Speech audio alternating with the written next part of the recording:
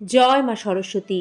নমস্কার দর্শক বন্ধুরা, 2026 সালে শ্রী সরস্বতী পূজা পঞ্জিকা অনুসারে সম্পূর্ণ সময়সূচি, এদিন পুষ্পাঞ্জলি দেওয়ার শুভ সময় কখন থাকবে, সরস্বতী পূজার উপকরণ সামগ্রী, মা সরস্বতীর পুষ্পাঞ্জলি ও প্রণাম মন্ত্র লিখিত রূপে, সরস্বতী পুজোর আগে কি কুল খেতে নেই, খেলে কি হয়, কেন খেতে নেই, সরস্বতী পূজার দিন নিষিদ্ধ খাবার ও কর্ম কোনগুলি, এবং সরস্বতী পুজোর দিন কি পড়াশুনো করতে নেই, করলে কি ক্ষতি হয়, বাড়িতে সরস্বতী পুজো করা সহজ বিধি, সবটাই দেখবেন আজকের এই পর্বে বিস্তারিত।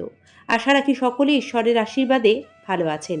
সিংহরায় ডোরবেলের সনাতনী বার্তার আরও একটি নতুন পর্বে স্বাগত জানিয়ে আজকের মূল আলোচনা আমরা শুরু করছি। 2026 সালে ইংরাজি 23শে জানুয়ারি শুক্রবার সরস্বতী পূজা ও বসন্ত পঞ্চমী। এটি বাংলা ক্যালেন্ডার অনুযায়ী পড়ছে বাংলার 9 মাঘ 1432 বঙ্গাব্দ। সরস্বতী পুজোতে পঞ্চমী তিথি বিশেষভাবে গুরুত্বপূর্ণ। এবার আমরা পঞ্চমী তিথির সময়সূচি দেখে নেব। সরস্বতী পুজো 2026-এ পঞ্চমী তিথি ইংরাজি 23শে জানুয়ারি ভোর 2:28 শুরু হচ্ছে, শেষ হচ্ছে 24শে জানুয়ারি ভোর 1:46। সরস্বতী পুজোর শুভ সময় থাকবে 23শে জানুয়ারি সকাল 7:15 থেকে দুপুর 12:50 পর্যন্ত। এই সময়কালের মধ্যে মা সরস্বতীর অঞ্জলি নিবেদন, হাতে খড়ি, আরাধনা ইত্যাদি করা শ্রেষ্ঠ ফলদায়ী হিসেবে ধরা হচ্ছে। দর্শক বন্ধুরা, এবার স্ক্রিনে প্রদান করছি সরস্বতী পূজার উপকরণ সামগ্রী। আপনারা চাইলে নোট করে নিতে পারেন। তারই সাথে জানাচ্ছি কেমন ধরনের সরস্বতী মূর্তি বাড়িতে এনে পুজো করা সবচেয়ে শুভ। বাস্তুশাস্ত্র অনুসারে মা সরস্বতী পদ্মের উপর বসে আছেন, আশীর্বাদের মুদ্রায় রয়েছেন, এমন মূর্তি বাড়িতে এনে পুজো করা সবচেয়ে শুভ। মূর্তি এনে বাড়ির উত্তর বা উত্তর পূর্ব দিকে প্রতিষ্ঠা করতে হবে, সঠিক নিয়মে সঠিক তিথিতে। মা সরস্বতীর মূর্তি দাঁড়ানো ভঙ্গিতে থাকা উচিত নয়, এটিকে বাস্তুর জন্য মোটেই শুভ বলে মনে করা হয় না।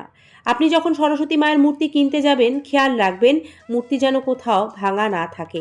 একসঙ্গে মায়ের দুটো মূর্তি একসঙ্গে স্থাপন করা উচিত নয়। তাই গত বছরের যে মূর্তিটি, সেটি সঠিক নিয়মে বিসর্জন দিয়ে তারপর নতুন মূর্তি প্রতিষ্ঠা করে পুজো করতে হবে। এবার আমরা জানব কেন সরস্বতী পুজোর আগে কুল খেতে নেই। এর পেছনের পৌরাণিক কাহিনীটি এইরূপ। দেবী সরস্বতীকে তুষ্ট করতে একবার মহামতি ব্যাসদেব বদ্রিকাশ্রমে তপস্যা করেছিলেন। এই তপস্যা শুরু করার আগে সেখানে একটি কুল বীজ রেখে আসেন দেবী সরস্বতী।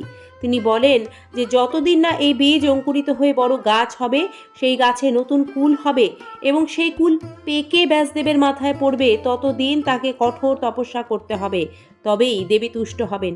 সেই শর্ত মেনে নিয়ে ব্যাসদেব তপস্যা শুরু করেন। আর যেদিন তার মাথায় নতুন কুল পড়ে, সেদিন তিনি বুঝতে পারেন যে মা সরস্বতী তাঁর তপস্যায় প্রসন্ন হয়েছেন। সেই দিনটি ছিল মাঘ মাসে শুক্লপক্ষের পঞ্চমী তিথি। আর ঠিক এই কারণেই শাস্ত্র মতে সরস্বতী পুজোর আগে দেবী সরস্বতীকে কুল নিবেদন না করে কুল খেতে নেই। বন্ধুরা, সরস্বতী পুজোর দিন কি পড়তে বসলে সত্যি রুষ্ট হন বিদ্যার দেবী? জেনে নিন এর পেছনে সঠিক শাস্ত্রীয় ব্যাখ্যা। সরস্বতী পুজো করার সময় মূর্তি পুজোর ক্ষেত্রে মূল প্রতিমার সঙ্গে থাকা যাবতীয় অনুষঙ্গের পুজো করতে হয়। অনুষঙ্গ অর্থাৎ সরস্বতী মূর্তির মতোই ব্রহ্মজ্ঞানে পুজো করতে হয় দেবীর বাহন হংস, এরপর আসে নাদ, যা ইঙ্গিত করে যে বিভিন্ন ধরনের বাদ্যযন্ত্রকে। একইভাবে ব্রহ্মজ্ঞানে পূজা হয় দোয়াত, খাতা, বই, রং, তুলি ইত্যাদি যাবতীয় বিদ্যা শিক্ষার সাথে জড়িত সমস্ত কিছুর। শাস্ত্রমতে এই সমস্ত অনুষঙ্গের পুজো করার আগে অন্তর থেকে এদের মধ্যে ব্রহ্ম স্থাপন করতে হয়। এরপর বিভিন্ন উপাচারে দেবীর মতো এদেরকেও পূজা করা হয়। আর একবার পুজো হয়ে মূর্তিতে প্রাণ প্রতিষ্ঠা হয়ে গেলে পূজারী ব্যতীত অন্য কারো তা স্পর্শ করার অধিকার থাকে না। এটি শাস্ত্রের বিধান। তাই যতক্ষণ না পর্যন্ত পুজো শেষে পঞ্চমী তিথি ছাড়ছে, পরের দিন ঘট বিসর্জন হচ্ছে, তার আগে পর্যন্ত মূর্তি ও তার সঙ্গে জড়িত এই অনুষঙ্গগুলিতে হাত দিতে নেই। এই জন্যই শাস্ত্রানুসারে বিসর্জনের আগে পর্যন্ত বিদ্যাচর্চার সঙ্গে জড়িত যে কোনো জিনিসকে ব্যবহার করতে নিষেধাজ্ঞা দেওয়া হয়েছে। তবে কারো যদি সরস্বতী পুজোর ঠিক পরের দিনই কোনো গুরুত্বপূর্ণ পরীক্ষা থাকে, তাহলে তো তাকে পড়তে বসতেই হবে। সেক্ষেত্রে নির্দ্বিধায় বলা যায়, শাস্ত্র মেনেই হোক বা না মেনে, মনে রাখতে হবে বাগদেবী তাদের ওপরেই সদা প্রসন্ন হন যারা বিদ্যার অনুশীলন করেন, বিদ্যাকে শ্রদ্ধা করেন, ভালোবাসেন। সেটাই বাগদেবী সরস্বতীর প্রকৃত পুজো। তাই সরস্বতী পুজোর দিন যদি আমরা বই নিয়ে বসি, পড়াশুনো করি, তাতে কোনো ক্ষতি হয় না। এবার আমরা দেখে নেব সরস্বতী পূজার দিন নিষিদ্ধ খাবার ও কর্ম ঠিক কী কী বা কোনগুলি। দর্শক বন্ধুরা, সরস্বতী পুজো হলো বসন্ত পঞ্চমী তিথি। আর শাস্ত্র মতে পঞ্চমী তিথিতে বেল খেতে নেই, তাতে কলঙ্ক হয়। এছাড়াও এই পুজোর বিশেষ দিনগুলিতে তেতো খাবার, আমিষ জাতীয় খাবার, নেশার বস্তু বর্জন করার বিধান রয়েছে। তাই মূলত সরস্বতী পূজার দিন বেল কোনোভাবেই কেউ খাবেন না, এতে কলঙ্ক প্রাপ্তি হয়। এই দিন কালো পোশাক পরবেন না, কটু কথা বলবেন না, কারণ বাণী সুন্দর মানে বুধ গ্রহের শুভ ফল লাভ, আর যা সরাসরি জড়িয়ে রয়েছে দেবী সরস্বতী ও বিদ্যা শিক্ষার সাথে। তাই মা সরস্বতীকে তুষ্ট রাখতে বুধ গ্রহের শুভ ফল লাভ করাও বিশেষভাবে জরুরি। শাস্ত্রমতে হলুদ বা বাসন্তী রং মা সরস্বতীর অত্যন্ত প্রিয়। এই রং সৌভাগ্য সূচক। তাই সরস্বতী পুজোর দিন আপনার সাধ্যমতো ভোগ নৈবেদ্যে দেবী সরস্বতীকে হলুদ মিষ্টি, পোলাও, খিচুড়ি, এছাড়াও জাফরান মিশ্রিত ক্ষীর নিবেদন করুন। এতে মায়ের বিশেষ কৃপা লাভ করবেন।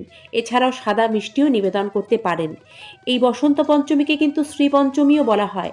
সরস্বতী পুজোর দিন স্নান করার আগে গায়ে কাঁচা হলুদ মাখা সেই পুরনো রীতি।